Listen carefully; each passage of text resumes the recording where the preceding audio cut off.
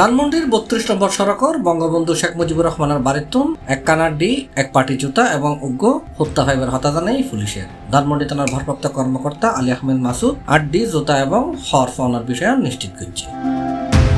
তিনি হই সোমবার সকাল ৮টার দিকে ভাঙ্গি ফেলেন বাড়ির আলামত সংগ্রহ করতে যায় পুলিশের অপরাধ তদন্ত বিভাগের ক্রাইম সিন ইউনিট। সিআইডি টিমের সহায়তা করতে ধানমন্ডি থানার গুটি বেড়ে মোতায়েন করা হয়। এ বিষয়ে ধানমন্ডি জেলা সহকারী কমিশনার শাহ মোস্তফা তারিকুজ্জামানে হই পুলিশের অপরাধ তদন্ত বিভাগের ক্রাইম সিন ইউনিট পরিদর্শন শেষে কিছু আলামত সংগ্রহ করা হয়। ফরেন্সিক পরীক্ষা নিরীক্ষার পরে বিস্তারিত জানা যায়।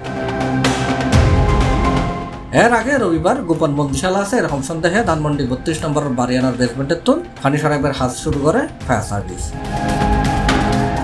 C plus TV, Chittagong.